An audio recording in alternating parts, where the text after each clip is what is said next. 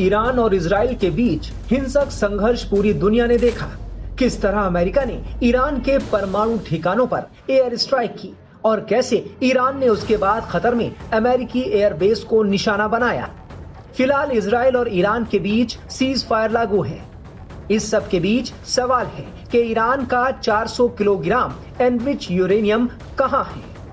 Iran के परमाणु स्थलों पर अमेरिकी हमले के बाद गायब यूरेनियम की खोज के लिए कवायद शुरू हो चुकी है।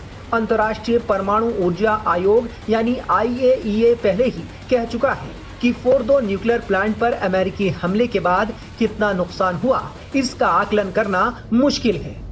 इससे जुड़े सवाल पर IAEA के चीफ राफेल ग्रोसी ने अपने एक बयान से इजराइल और अमेरिका की चिंता और बढ़ा दी है। उन्होंने कहा कि ये बहुत संभव है कि फोर्दो के अंदर यूरेनियम को एनरिच करने के लिए इस्तेमाल किए जाने वाले संवेदनशील सेंट्रीफ्यूज बुरी तरह क्षतिग्रस्त हो गए हों, लेकिन ये अभी भी साफ नहीं है कि ईरान के नॉटन समृद्ध यूरेनियम, जिसमें 400 किलो वेपन ग्रेड तक एनरिच हो गए थे, इस हमले में नष्ट हुए या नहीं।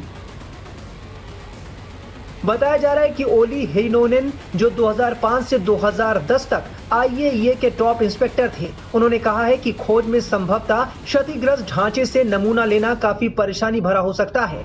हेइनोनेन IAEA में रहते हुए ईरान के परमाणु मुद्दे पर लंबे वक्त तक काम कर चुके हैं। वो अब वॉशिंगटन में स्टिम्सन सेंटर थिंक टैंक में काम करते हैं। उन्होंने कहा कि ऐसी सामग्री हो सकती है जिसे निकाल पाना मुश्किल हो, मलबे में दब गई हो और बॉम्बिंग के दौरान नष्ट हो गई हो। IAEA के एक मानक के मुताबिक ईरान के 400 किलोग्राम से ज्यादा यूरेनियम को 60% तक शुद्धता तक एनरिच किया गया है, जो कि हथियार ग्रेड के लगभग 90% से थोड़ा ही कम है। और अगर इसे और ज्यादा संवर्धित किया जाए तो ये 9 परमाणु हथियार बनाने के लिए काफी है। जानकार मानते हैं कि अगर इस यूरेनियम का एक अंश भी गायब रह जाता है तो ये पश्चिमी शक्तियों के लिए गंभीर चिंता का विषय होगा, क्योंकि उनका मानना है कि ईरान ने परमाणु हथियारों का विकल्प खुला रखा है। मीडिया रिपोर्ट्स के मुताबिक ऐसा माना जा रहा है कि ईरान ने हमला होने से पहले अपने एनरिच यूरेनियम का कुछ हिस्सा वहां से हटा लिया होगा। IAEA प्रमुख ग्रोसी ने कहा कि ईरान ने 13 जून को इजराइल के पहले हमले के दिन उन्हें सूचित किया था कि वो अपने परमाणु उपकरणों और सामग्रियों की सुरक्षा के लिए कदम उठा रहा है। ये कदम क्या थे, इसकी विस्तृत जानकारी नहीं मिल पाई है, लेकिन इससे पता चलता है कि इसे हटा दिया गया था। ईरान का दावा है कि उसने IAEA के प्रति अपने सभी दायित्वों को पूरा किया है। गौरतलब है कि हाल के हमले के बाद ईरान न्यूक्लियर एनरिचमेंट को लेकर एक बार फिर से अड़ने लगा है।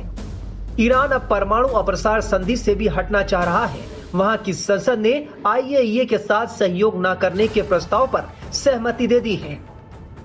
इससे पहले IAEA के सदस्य ईरान के न्यूक्लियर साइट की लगातार निगरानी कर रहे थे, लेकिन अमेरिका की ओर से उनके न्यूक्लियर ठिकानों पर हमले ने पूरी तस्वीर बदल दी है। ईरान का गुस्सा इस बात पर है कि वो NPT का सदस्य था, बावजूद उसके परमाणु ठिकानों पर हमले किए गए।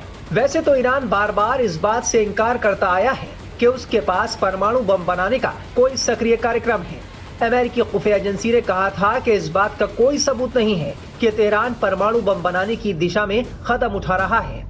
लेकिन जानकार मानते हैं कि अगर ऐसा नहीं है तो फिर ईरान यूरेनियम को 60% तक एनरिच क्यों कर रहा है, जबकि असैन्य मकसदों के लिए यूरेनियम का 5% तक एनरिचमेंट काफी है।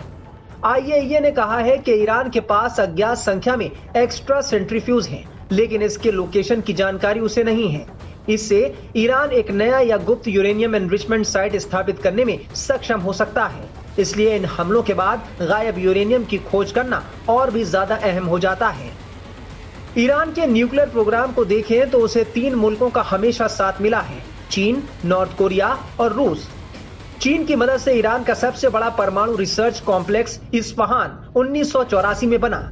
चीन ने 3 रिएक्टर सप्लाई किए। नॉर्थ कोरिया ने परमाणु केंद्रों पर अंडरग्राउंड सुरंगों के डिजाइन और निर्माण में मदद की, जबकि रूस के सैकड़ों परमाणु वैज्ञानिक आज भी ईरान के परमाणु केंद्र में काम कर रहे हैं। ईरान बीते 3 दशकों से एटमी हथियार बनाने की कोशिश कर रहा है, लेकिन नाकाम रहा, जबकि नॉर्थ कोरिया तमाम प्रतिबंधों के बावजूद एटम बम बनाने में कामयाब रहा। आज नॉर्थ कोरिया के पास 50 परमाणु बम हैं। दूसरी तरफ नॉर्थ कोरिया की ईरान के साथ लंबी दूरी की मिसाइलों के निर्माण को लेकर पार्टनरशिप है। यही वजह है कि दुनिया भर के तमाम एक्सपर्ट्स मानते हैं कि इस वक्त सिर्फ और सिर्फ किम जोंग ही खामेनेई के एटमी बम वाले सपने को पूरा करवा सकते हैं। इस बात ने कहीं ना कहीं अमेरिका और इजराइल की सबसे ज्यादा चिंता बढ़ा दी है।